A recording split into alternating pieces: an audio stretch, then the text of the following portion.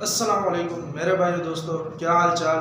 तो आज का जो हमारा टॉपिक ऑफ डिस्कशन है वो है वाटर। सही, तो वाटर के बारे में आज हम डिस्कस करेंगे, इसके एनोमलस बिहेवियर के बारे में, इसकी केमिकल प्रॉपर्टीज, इसकी फिजिकल प्रॉपर्टीज, इसकी hardness of water, heavy water तक हम डिस्कस करेंगे। फिर थोड़ा सा रह जाएगा वो हम अगले वीडियो में डिस्कस करेंगे, और उसके बाद मैं आपको बुक के जितने भी क्वेश्चन है उन सब का एक अलग से वीडियो बनाऊंगा, उन सब के आंसर्स भी लिखवाऊंगा और उनसे भी समझ आएगा। सही है, तो चलिए शुरू करते हैं।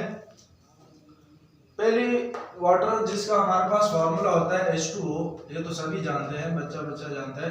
सही, इसकी फिजिकल प्रॉपर्टीज पे आते हैं। फिजिकल प्रॉपर्टीज क्या है भाई इसकी, कि भाई एक ये कलरलेस है, टेस्टलेस है और ऑर्डरलेस है। कलरलेस, कलर नहीं है, टेस्ट यानी जायका नहीं है, ऑर्डर यानी कोई स्मेल नहीं है इसकी। सही है, इसकी 4 डिग्री सी पे इसकी डेंसिटी मैक्सिमम होती है तकरीबन 1.00 ग्राम पर सेंटीमीटर क्यूब, और 0 डिग्री सी पे इसकी डेंसिटी होती है 0.998 ग्राम पर सेंटीमीटर क्यूब। अब ये डेंसिटी में फर्क क्यों आता है ये भी हम आगे एनोमलस बिहेवियर में डिस्कस करेंगे, और फर्क आने से हमारे पास क्या फर्क पड़ता है, क्या बिहेवियर आता है वाटर का, वो भी हम आगे डिस्कस करेंगे। सही, और अगर डेंसिटी के बारे में जानना है तो डेंसिटी के बारे में इतना ही जान लो कि भाई डेंसिटी हमारे पास होती है मास पर volume.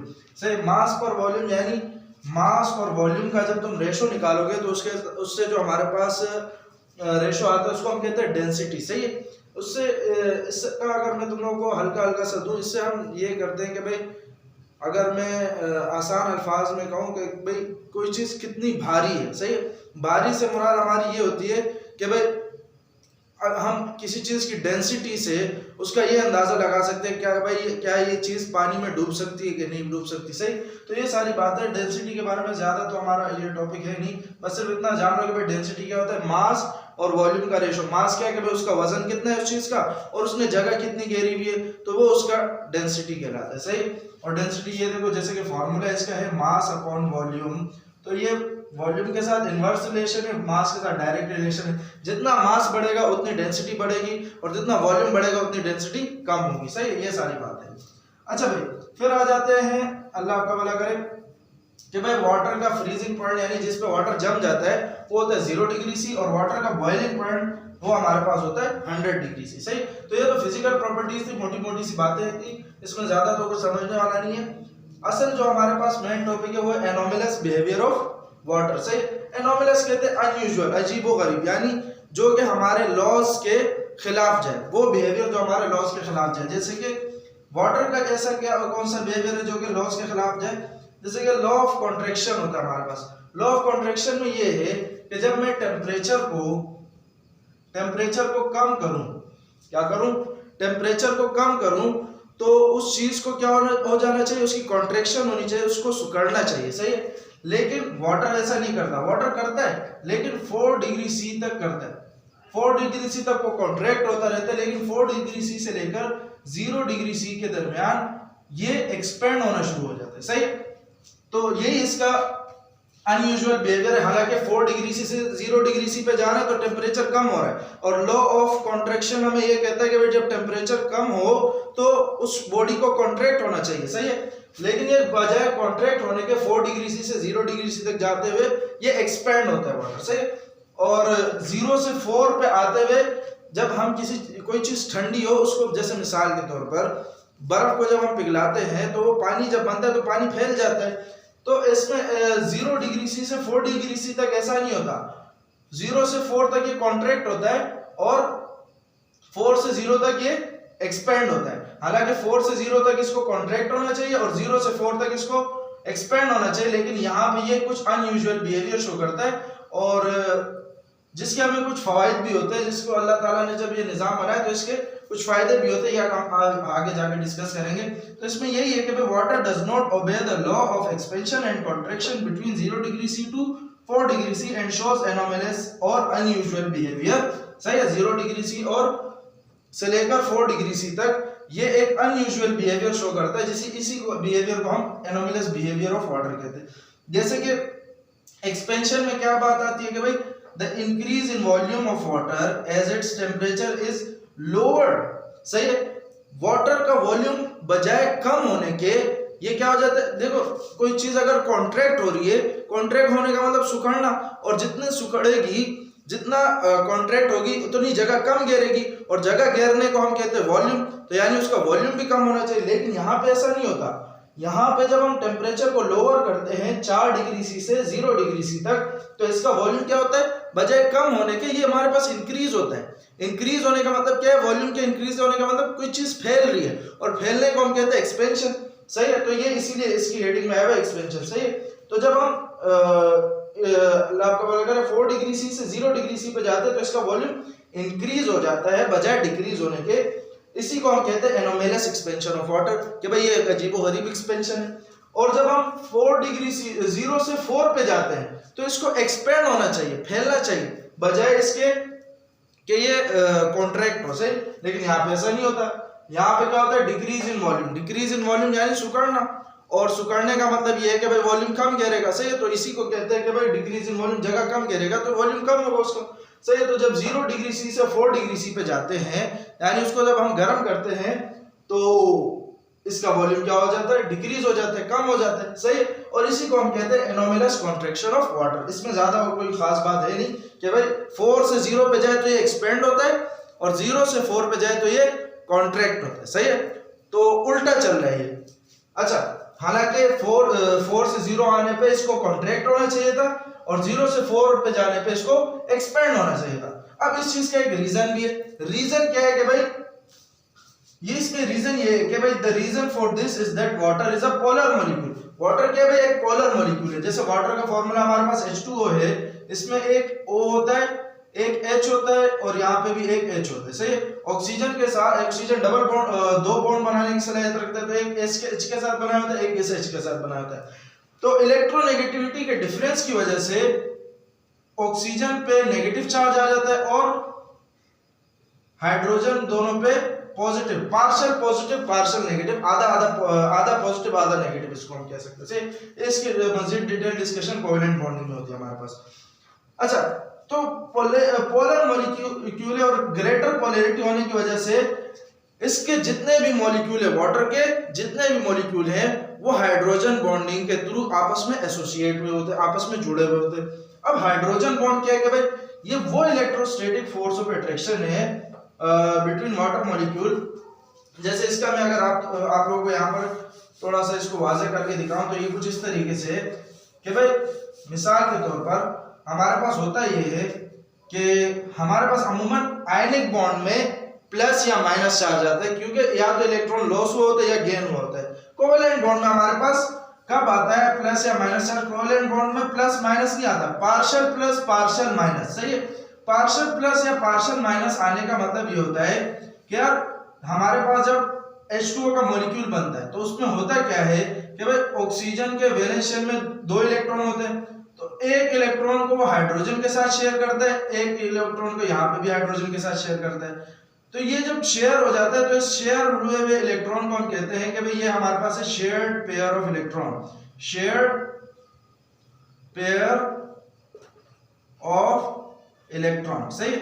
Shared pair of electron, ये दो जो इलेक्ट्रॉन है इसको हम कहते हैं शेयर्ड पेयर ऑफ इलेक्ट्रॉन। इसको हाइड्रोजन और ऑक्सीजन ने शेयर किया, एक ये रहा और एक ये रहा, सही है।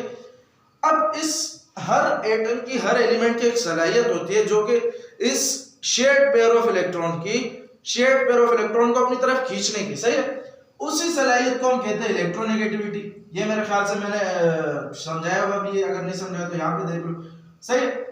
अब होता क्या है कि ऑक्सीजन की इलेक्ट्रोनेगेटिविटी हाई होती है और हाइड्रोजन की कम होती है। तो होता क्या है कि ये जो शेयर्ड पेयर ऑफ इलेक्ट्रॉन है ये थोड़ा सा ऑक्सीजन की तरफ आ जाता है, और इलेक्ट्रॉन पे चार्ज होता है हमारे पास माइनस। इसी वजह से हमारे पास होता क्या है कि भाई ऑक्सीजन पे हम लगा देते हैं पार्शियल नेगेटिव साइन, सही है। कि भाई जो हमारे पास शेयर्ड पेयर ऑफ इलेक्ट्रॉन है तो ये हाइड्रोजन के पास भी, क्योंकि दोनों ने शेयरिंग की हुई है, तो ये हाइड्रोजन के पास भी ऑक्सीजन के पास भी, लेकिन ऑक्सीजन के पास थोड़े खींच गए, सही है।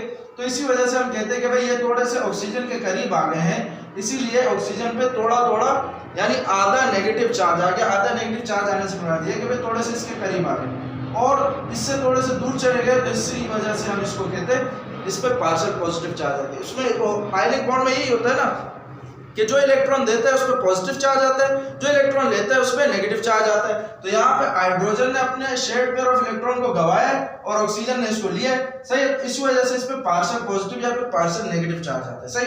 अब होता क्या है हमारे पास हाइड्रोजन बॉन्ड में, होता क्या है कि भाई हाइड्रोजन बॉन्ड हम कहते हैं किसको, कि भाई मिसाल के तौर पर ये हमारे पास एक वाटर का मॉलिक्यूल है, सही है।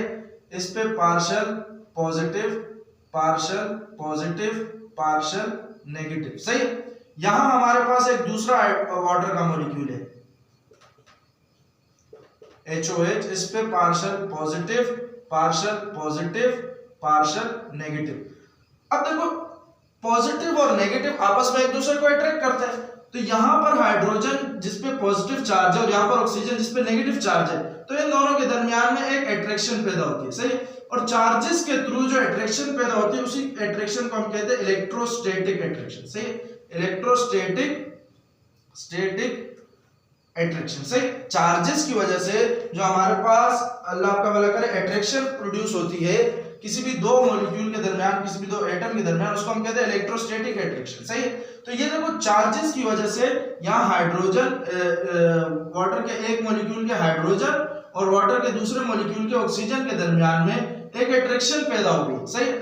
इसी अट्रैक्शन को हम कहते हैं कि भाई यहाँ पे जो इस अट्रैक्शन की वजह से बॉन्ड बना है इसको हम कहते हैं हाइड्रोजन बॉन्ड। लेकिन हाइड्रोजन बॉन्ड हम तब कहते हैं जब इस अट्रैक्शन में हमारे पास एक एटम जो हो वो हाइड्रोजन शामिल हो, सही है। हाइड्रोजन बॉन्ड होने के लिए ये बात लाजमी है कि जो आपके पास अट्रैक्शन प्रोड्यूस हुई है उसमें आपके पास एक एटम हाइड्रोजन का होना लाजमी है और हाइड्रोजन के साथ फोन होना लाजमी। फोन यानी मोबाइल फोन नहीं, ये फोन इसका एक निमोनिक है, F for fluorine, O for oxygen और N फॉर नाइट्रोजन, सही है। ये यहाँ पे तो हाइड्रोजन ही है, लेकिन यहाँ जहाँ पे ऑक्सीजन है, अगर यहाँ पे हमारे पास फ्लोरीन होता तब भी हम कहते हैं कि भाई ये जो इसके दरमियान जो अट्रैक्शन पैदा हुई है उसकी वजह से जो बॉन्ड बने वो हाइड्रोजन बॉन्ड है। अगर यहाँ ऑक्सीजन की जगह नाइट्रोजन लगा होता तो भी हाइड्रोजन बॉन्ड है, और ऑक्सीजन लगा है तो भी हाइड्रोजन बॉन्ड है। कोई और एटम लगा होता तो हम कहते हैं ये हाइड्रोजन बॉन्ड नहीं, ये कोई और बॉन्ड है, सही है, जो कि जिसकी डिस्कशन यहाँ पर नहीं। अच्छा, तो हाइड्रोजन बॉन्ड समझ आ ही गया होगा। मैं जरा इसको यहाँ पढ़ के बता देता हूँ कि भाई an electrostatic force of attraction between the water molecule is set up, कि भाई एक इलेक्ट्रोस्टैटिक फोर्स ऑफ अट्रैक्शन पैदा हो जाती है दो वाटर मॉलिक्यूल के दरमियान। यहाँ मैंने स्ट्रक्चर बनाया हुआ है, is set up when the negative pole when the positive pole of one molecule attract the negative pole of other molecule. जैसे कि यहाँ पे है कि भाई पॉजिटिव पोल नेगेटिव पोल को जब अट्रैक्ट करता है तब एक इलेक्ट्रोस्टैटिक अट्रैक्शन पैदा हो जाता है, सेटअप हो जाता है, यानी अट्रैक्शन पैदा हो जाता है, सही। This type of attraction forces, attractive forces which involves hydrogen, जिसमें हाइड्रोजन शामिल हो, इसको हम कहते हैं हाइड्रोजन बॉन्ड, सही। यहाँ पे मैंने इसका स्ट्रक्चर बनाया हुआ है और ये जो एस की तरह का शक्ल नजर आ रहा है ये एस नहीं है, इसको हम कहते हैं पार्शियल। यहाँ एस बनाया हुआ था लेकिन नीचे से हम इसको बंद कर दें, जैसे ये एस है ना, बस इसको यहाँ से ऐसे बंद कर देना, सही।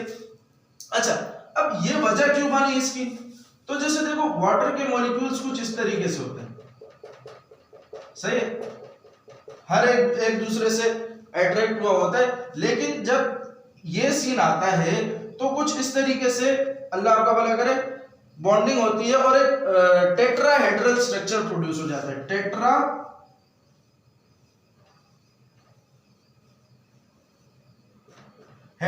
टेट्रा का लफ्ज होता है चार और हेड्रल का लफ्ज होता है किनारे, किनारे या फिर कोने कह लो। क्या भाई अब ये देखो ये जो एक स्ट्रक्चर है, देखो इसमें चार कोने, एक ये वाला, एक ये और एक ये, सही, स्क्वायर शेप बन गया।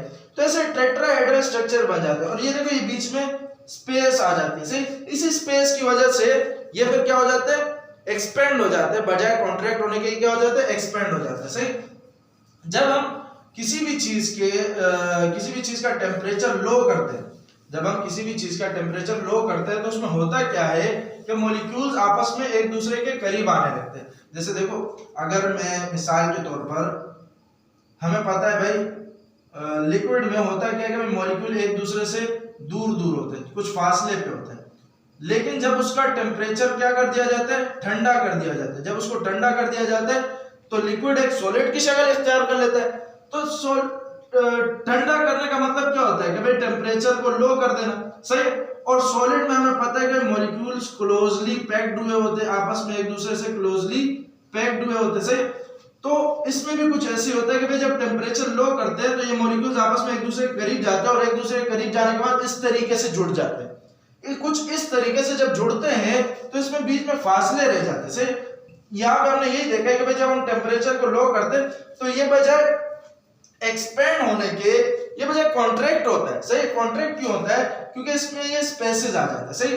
अच्छा, ये तो आपको समझ आ गया होगा। अब आप आगे इसकी देखते हैं सिग्निफिकेंस कि भाई ये जो एनोमलस बिहेवियर आया है इसका हमारे पास इंपॉर्टेंस क्या है, सही। अभी हम जरा आगे देखते हैं तो इसको जरा रिवीजन कर लो कि भाई एनोमलस बिहेवियर क्या है कि भाई ये लॉ ऑफ कॉन्ट्रैक्शन और लॉ ऑफ एक्सपेंशन को ओबे नहीं करता। कि भाई लॉ ऑफ कॉन्ट्रैक्शन हमें क्या कहता है कि जब हम टेम्परेचर डिक्रीज करें, कम करें, यानी किसी चीज को ठंडा करें तो उसको क्या करना चाहिए, कॉन्ट्रैक्ट होना चाहिए। लेकिन वाटर ऐसा नहीं करता, करता है लेकिन 4 डिग्री सी तक करता है। 4 डिग्री सी के बाद वो क्या हो जाता है, हमारे पास एक्सपेंड हो जाता है 4 डिग्री सी से 0 डिग्री सी तक। और 0 से 4 तक जब टेम्परेचर गर्म कर रहे हैं तो वाटर को होना चाहिए एक्सपेंड, लेकिन 0 से 4 तक वो कॉन्ट्रैक्ट होता है, यानी सुखड़ जाता है और 4 के बाद वो फिर फैलने लगता है, सही। अब जरा हम आगे आते हैं इसकी सिग्निफिकेंस पे।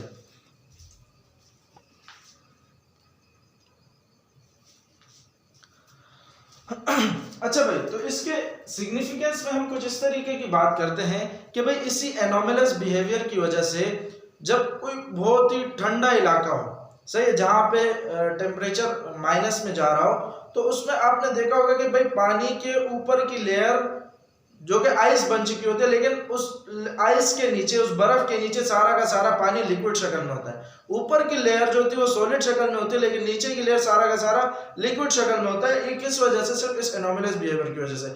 इसी वजह से हमारे एक्वेटिक एनिमल जो है, जो पानी में रहते हैं, उनको सरवाइव करने में, उनको जिंदगी गुजारने में मुश्किल नहीं होती। और बर्फ जो है ना वो एक इंसुलेटर है, सही है, यानी वो अपने अंदर से हीट या फिर अल्लाह आपका भला करे ठंडक अंदर पास होने नहीं देता। जब ऊपर बर्फ की लेयर होती है ना तो उसमें से अंदर पानी में ठंडक अंदर नहीं जाती, क्योंकि वो एक इंसुलेटर के तौर पे काम कर होता है, सही। अच्छा, अब यहाँ पर हम सिग्निफिकेंस में कहते क्या है कि देखो होता क्या है कि भाई मिसाल के तौर पे मेरे पास ये वाटर है, ये एक मैंने कंटेनर लिया, मान लो ये एक पॉन्ड है, एक झील है, जो भी है, समंदर है ये, सही। इसमें ये बहुत सारी पानी की लेयर है। पूरे झील को मैंने एक बोर्ड पे बना दिया, इसमें बहुत सारी पानी की क्या लेयर हैं, लेयर्स है, सही।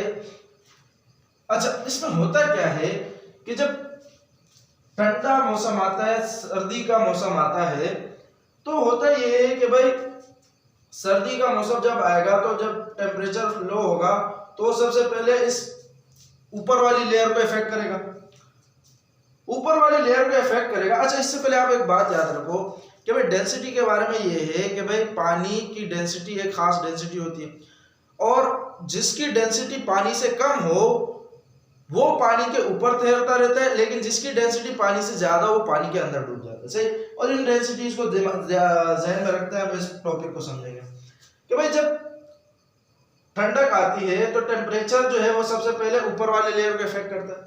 ऊपर वाले लेयर को जब इफेक्ट करेगा तो टेम्परेचर कम होते होते होते होते मान लो 4 डिग्री सी पे आ गया, सही। 4 डिग्री सी पे इसकी डेंसिटी सबसे हाई होती है 1.00 ग्राम पर सेंटीमीटर क्यूब। और लिक्विड वाटर की, उसी लिक्विड वाटर की अल्लाह आपका भला करे 0 डिग्री सी पे जो हमारे पास डेंसिटी होती है वो 0.998 ग्राम पर सेंटीमीटर। और 0 डिग्री सी पे लिक्विड वाटर, यानी जब 0 डिग्री सी पे पानी पहुंचता है तो थोड़ी देर के लिए पानी रहता है, फिर उसके बाद बर्फ बन जाता है ना। अब इसकी डेंसिटी क्या हो गई, ज्यादा हो गई। होता क्या है कि भाई ये वाला लेयर अंदर सिंक कर जाता है, यानी ऊपर वाला पानी अंदर चला जाता है और नीचे वाला पानी जो है वो ऊपर आने लगता है, जिसका टेम्परेचर अभी कम नहीं हुआ है, जिसका टेम्परेचर अभी कम नहीं हुआ है, वो क्या करता है, वो पानी ऊपर आ जाता है। सही, इसी तरीके से ये लेयर नीचे चली जाती है, ये वाली ऊपर आ जाती है। फिर जब इसका टेम्परेचर 4 डिग्री सी पे आता है तो ये भी नीचे चली जाती है, फिर ये वाला ऊपर आ जाता है। क्यों? क्योंकि इसकी डेंसिटी हाई हो जाती है। फिर इसका भी 4 डिग्री सी पे आता है, ये भी नीचे चला जाता है। सही, ये काम कब तक होता है, जब तक सारे के सारे, सारा का सारा जो पानी है, यहाँ लिखा हुआ है the setup until the entire water is in the pond reaches its maximum density at 4 degree C। जो 4 डिग्री सी पे जो मैक्सिमम डेंसिटी होती है, जब सारा का सारा पानी उस डेंसिटी पे ना पहुंच जाए तब तक ये प्रोसेस चलता रहता है कि भाई नीचे वाली लेयर ऊपर आती है, ऊपर वाली नीचे जाती है। ऊपर वाली नीचे क्यों आती है? क्योंकि उसका टेम्परेचर 4 डिग्री सी पे आ चुका होता है, और 4 डिग्री सी पे पानी भारी होता है, यानी उसकी डेंसिटी सबसे ज्यादा होती है, तो वो नीचे चला जाता है। सही, अब होता क्या है कि भाई ऐसे जब सारा प्रोसेस होता है तो ये प्रोसेस स्टॉप हो गया। स्टॉप होने के बाद फिर जब ऊपर सबसे ऊपर वाली लेयर होती है, मान लो ये सारी लेयर्स ऊपर आ गई और जो डूब गई उनकी सबसे ज्यादा डेंसिटी, मतलब सबकी डेंसिटी अब बराबर है। तो होता क्या है कि यहाँ पे हमारे पास जो सबसे ऊपर वाली लेयर है, अब सीन क्या है कि भाई सबकी डेंसिटी बराबर है, सबकी डेंसिटी 4 डिग्री सी वाली है, सबकी डेंसिटी 4 डिग्री सी वाली है। तो इस ऊपर वाली लेयर के साथ कहानी कुछ इस तरीके से होती है कि भाई अब ये 4 डिग्री सी पे है, लेकिन 4 डिग्री सी से भी इसका टेम्परेचर कम होकर जब 0 डिग्री सी पे आता है, तो हमने अभी पढ़ा कि भाई जब 4 डिग्री सी से 0 डिग्री सी पे आता है तो पानी क्या कर जाता है, बजाय एक्सपेंड होने के कॉन्ट्रैक्ट हो जाता है। सही, और जब कॉन्ट्रैक्ट होता है तो अल्लाह आपका भला करे, सॉरी 4 डिग्री सी से 0 पे आने पे इसको कॉन्ट्रैक्ट होना चाहिए, लेकिन कॉन्ट्रैक्ट होने के बजाय ये क्या होता है, एक्सपेंड होता है। और एक्सपेंड होता है और 0 डिग्री सी पे हमारे पास क्या बन जाता है, बर्फ बन जाता है, आइस की फॉर्मेशन हो जाती है। तो इस ऊपर वाली लेयर की, ये जो ऊपर वाला लेयर है, ये बर्फ बन जाता है। अब बर्फ बनने के बाद इसको अंदर चले जाना चाहिए ताकि दूसरे लेयर की बारी है वो ऊपर है, लेकिन ऐसा होता नहीं है। क्यों नहीं होता? क्योंकि कुदरत का निजाम कुछ ऐसा है कि भाई आइस की डेंसिटी पानी से क्या होती है, कम होती है। ये देखो, ये जो नीचे जितने भी लेयर्स हैं ये सारे किस टेम्परेचर पे, 4 डिग्री सी पे है, और 4 डिग्री सी पे डेंसिटी 1.00 ग्राम पर सेंटीमीटर क्यूब है। ऐसा है कि नहीं है? लेकिन जो सबसे ऊपर वाला लेयर है वो अब 0 डिग्री सी पे है और आइस बन चुका है, और 0 डिग्री सी पे डेंसिटी कितनी है भाई, 0.918 ग्राम पर सेंटीमीटर क्यूब।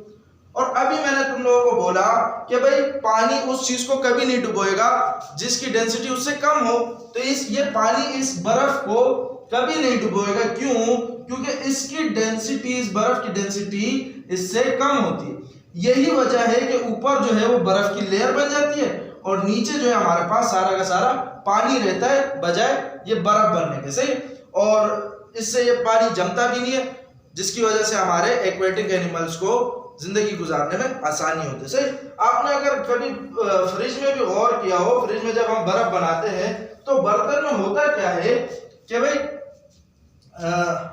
अगर कभी ये हरकत की हो ठंडा पानी पीने के लिए, मैं भी करता था, कि भाई उसमें होता क्या है कि भाई जब बर्फ बनता है शुरू में तो ऊपर की लेयर बर्फ होती है और अंदर सारा का सारा पानी होता है। सही, हम करते क्या है कि भाई उस ऊपर वाली लेयर को तोड़ के फिर पानी पीते ताकि ठंडा पानी मिले, लेकिन ऊपर की लेयर ही क्यों बर्फ बनी, अंदर ही क्यों बर्फ नहीं बना?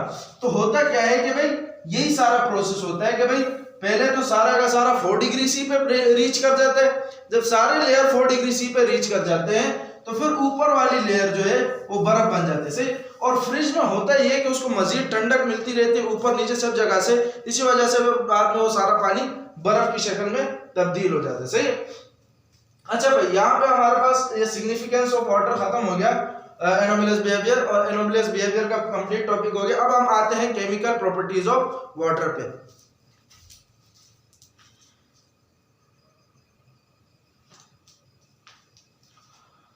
अच्छा भाई, तो अब यहाँ हम डिस्कस करने वाले हैं इसकी केमिकल प्रॉपर्टीज वाटर की, कि भाई ये किस चीज के साथ किस तरीके से रिएक्शन करता है। जैसे reaction of water with metal, सही, मेटल्स के साथ ये दो तरीके से रिएक्शन करता है। एक तो यहाँ पे लिखा है water reacts with metals number of ways, बहुत तरीकों से रिएक्ट करता है। जैसे कि मोर इलेक्ट्रोपॉजिटिव या फिर लेस इलेक्ट्रोपॉजिटिव से कैसे रिएक्ट करता है। इलेक्ट्रोपॉजिटिव एक कैरेक्टर है इलेक्ट्रोपॉजिटिविटी, जिसमें हमें ये बताता है कि भाई एक मेटल के अंदर कितनी ताकत है इलेक्ट्रॉन को लॉस करने की, सही है, ये हमारे इलेक्ट्रोपॉजिटिविटी बताते हैं। अच्छा, जो सबसे ज्यादा इलेक्ट्रोपॉजिटिव होते हैं उसमें हमारे पास अल्कली और अल्कलाइन अर्थ मेटल आते हैं। Alkaline earth metal 2A group के होते हैं और अल्कली मेटल 1A ग्रुप के होते हैं। लेकिन अल्कलाइन अर्थ मेटल के भी दो उसको हटा के, जैसे कि बेरिलियम और मैग्नीशियम, इन दोनों को हटा के, सही है। कैल्शियम से हम शुरुआत करते हैं। जैसे कि अब हम अल्कली मेटल यानी 1A ग्रुप का ये है और ये 2A ग्रुप का है, सही है। ये 1A ग्रुप का है, ये 2A ग्रुप का है। 1A ग्रुप से मुराद ये है कि भाई Na पे प्लस चार्ज आता है जब वो रिएक्शन करता है, और H2O में हमारे पास हमें पता है कि भाई H पे प्लस चार्ज होता है और OH पे माइनस चार्ज होता है। अब हमें पता है कि प्लस वाला माइनस को अट्रैक्ट करेगा, तो जब ये H2O को मैं ब्रेक करूंगा, अगर मैं इसको इस तरीके से लिखूं H और OH, सही है, वाटर में कुछ इस तरीके का सिस्टम होता है कि H पे प्लस चार्ज होता है, एक OH पे माइनस चार्ज होता है। तो ये प्लस वाला माइनस के पास जाएगा तो ये बनाएगा हमारे पास NaOH, और ये बचा हाइड्रोजन, तो ये बच जाएगा हमारे पास साइड में। लेकिन हमें पता है हाइड्रोजन हमेशा डायटॉमिक फॉर्म में एग्जिस्ट करता है, तो वहां पे मैंने लिख दिया H2O। अब यहाँ पे हम फिर रिएक्शन को बैलेंस करने के लिए यहाँ कुछ नंबर्स लगाते हैं। जैसे ये H2O है तो यहाँ 2H 3H, 3 अगर मैं यहाँ 2 लगाता हूँ तो यहाँ पे 4 हो जाएंगे, तो मुझे यहाँ पे भी 2 लगाना पड़ेगा, तो 2H और यहाँ पे भी H2, तो 4। लेकिन यहाँ पे सोडियम बिगड़ गया, तो सोडियम को बैलेंस करने के लिए मैं यहाँ 2 लगा देता हूँ, सही है। तो जिस तरीके से सोडियम के साथ किया वैसे ही यहाँ पे भी करेगा, 2 सोडियम पोटेशियम के साथ 2 पोटेशियम 2 वाटर मॉलिक्यूल, ये बनेगा 2 पोटेशियम हाइड्रोक्साइड 2 मोल और हाइड्रोजन गैस बनेगा। यहाँ पे कहानी कुछ अलग होती है कि भाई कैल्शियम 2A ग्रुप का एलिमेंट है, इसलिए इस पे 2 प्लस चार्ज आते हैं। 2 प्लस चार्ज आने का मतलब क्या है कि भाई 1 प्लस चार्ज को 1 OH नेगेटिव चाहिए, तो 2 प्लस चार्ज को 2 OH नेगेटिव चाहिए होंगे। यानी मुझे यहाँ पर 2H2 इस्तेमाल करना पड़ेगा, ऐसा है कि नहीं। इसको फिर जरा बाद में बैलेंस कर लेंगे। मैं कुछ इस तरीके की बात करना चाह रहा हूँ, जैसे सोडियम पे 1 प्लस चार्ज था तो इसको 1 OH मिला, लेकिन कैल्शियम पे 2 प्लस चार्ज है तो कैल्शियम को 2 OH मिलेंगे, सही है। क्यों? क्योंकि एक OH एक को बैलेंस करेगा, दूसरा OH दूसरे प्लस साइन को बैलेंस करेगा, तो यहाँ पे इसलिए हम OH के नीचे 2 लगा देते हैं, सही है। और साथ में हाइड्रोजन गैस यहाँ पे भी लिबरेट होती है। तो होता क्या है कि भाई ये हमारे पास बन जाए, फिर इस रिएक्शन को बैलेंस कराने के लिए हम यहाँ पे लगाते हैं कि भाई OH यहाँ पे हमारे पास 2 है, अल्लाह आपका भला करे, तो 2 हाइड्रोजन और वहाँ 4 हाइड्रोजन, तो मुझे यहाँ 2 लगाना पड़ेगा, तो ये रिएक्शन बैलेंस हो गया, सही है। 2 ऑक्सीजन 4 हाइड्रोजन 4 हाइड्रोजन, सही है। फिर इसी तरीके से आप लेस इलेक्ट्रोपॉजिटिव मेटल्स के साथ देखते हैं कि लेस इलेक्ट्रोपॉजिटिव मेटल्स के साथ किस तरीके का रिएक्शन होता है। तो अच्छा, मोर इलेक्ट्रोपॉजिटिव के लिए हम टेम्परेचर को कम करते हैं, लेस इलेक्ट्रोपॉजिटिव के लिए हम टेम्परेचर को ज्यादा करते हैं, सही है। अच्छा, यहाँ पे हमारे पास होता क्या है कि अल्लाह आपका भला करे, मैग्नीशियम लेस इलेक्ट्रोपॉजिटिव में हम इन 3 के बारे में डिस्कस करते हैं, मैग्नीशियम, जिंक और आयरन, सही है। तो मैग्नीशियम के साथ जब रिएक्शन होते हैं तो वो कुछ इस तरीके से होता है कि भाई अल्लाह आपका भला करे, MgOH2 प्लस H2, सही है। तो कुछ इस तरीके का रिएक्शन होता है हमारे पास मैग्नीशियम के साथ, और अल्लाह आपका भला करे, एक मिनट, इसमें हमारे पास रिएक्शन ऐसे होते हैं कि भाई ये जो Mg है ये हमारे पास O के पास जाता है, तो ये बना लेता है मैग्नीशियम ऑक्साइड प्लस ये हाइड्रोजन गैस जो है हमारे पास अलग हो जाता है। सही, इस तरीके से ये जिंक भी ऐसी रिएक्शन करता है कि भाई जिंक चला जाता है ऑक्सीजन के पास, बना लेता है जिंक ऑक्साइड और हाइड्रोजन गैस लिबरेट करता है। इसी तरीके से हमारे पास आयरन भी होता है कि भाई ऑक्सीजन के पास चले जाता है और आयरन ऑक्साइड बनाता है और हाइड्रोजन गैस लिबरेट करता है। तो लेस इलेक्ट्रोपॉजिटिव मेटल के साथ रिएक्शन करने से हमें क्या पता चला कि भाई जब हमारे पास वाटर लेस इलेक्ट्रोपॉजिटिव मेटल के साथ रिएक्शन करेगा तो हमारे पास क्या बनेगा कि भाई मेटालिक ऑक्साइड्स बनते हैं, फिर सही है, मेटालिक ऑक्साइड। और कुछ कुछ मेटल के साथ तो वाटर रिएक्शन ही नहीं करता, सही है, जैसे कि सोना है, कॉपर गोल्ड, सिल्वर, मरकरी, इनके साथ तो वाटर रिएक्शन ही नहीं करता। सही। अब आ जाते हैं अपना जरा नॉन मेटल के साथ रिएक्शन। सही है। तो वाटर का जब हम नॉन मेटल के साथ रिएक्शन देखेंगे तो इसमें हमारे पास 3 एलिमेंट दिए हुए हैं। पहला एलिमेंट हमें दिया हुआ है क्लोरीन। सही। तो क्लोरीन के साथ जब हम रिएक्शन देखते हैं तो कुछ इस तरीके का होता है कि भाई Cl2 plus H2O, Cl2 plus H2O का जब हम रिएक्शन देखते हैं तो ये Cl जो है, एक Cl कुछ इस तरीके से H के पास चला जाता है और बाकी हमारे पास बचा क्या, एक H, एक Cl और एक O। तो ये बना लेते हैं हमारे पास HClO। इसको, इस वाले को हम कहते हैं हाइड्रोक्लोरिक एसिड और दूसरे वाले को हम कहते हैं हाइपोक्लोरस एसिड। सही। HClO को हम कहते हैं हाइपोक्लोरस एसिड, HCl को हम कहते हैं हाइड्रोक्लोरिक एसिड। सही। क्लोरीन के साथ क्या रिएक्शन है कि भाई एक H एक Cl के साथ रिएक्शन करेगा, बाकी जो बनेंगे वो आपस में मिल जाएंगे। सही। ये हाइपोक्लोरस एसिड एक अनस्टेबल सब्सटेंस होता है, अनस्टेबल कंपाउंड होता है, तो ये जल्दी से टूट के बना लेता है HCl प्लस O। और यहाँ पे O जो होता है हमारे पास वो हम यहाँ पे ब्रैकेट में लिखते हैं, स्क्वायर ब्रैकेट में, क्योंकि ये एक एटॉमिक शक्ल में। सही है। जैसे कि हमने लेसन हाइड्रोजन में पढ़ा था कि भाई एटॉमिक शक्ल में होता है तो हम उसके लिए एक ऐसे ब्रैकेट बना लेते हैं और उसी में 2 O मिलके, जैसे एक यहाँ बना होगा एक दूसरे ऐसे रिएक्शन से बना होगा, तो उन दोनों के O मिलके एक ऑक्सीजन का मॉलिक्यूल बनाते हैं। सही। तो क्लोरीन के साथ कुछ ये चक्कर होता है।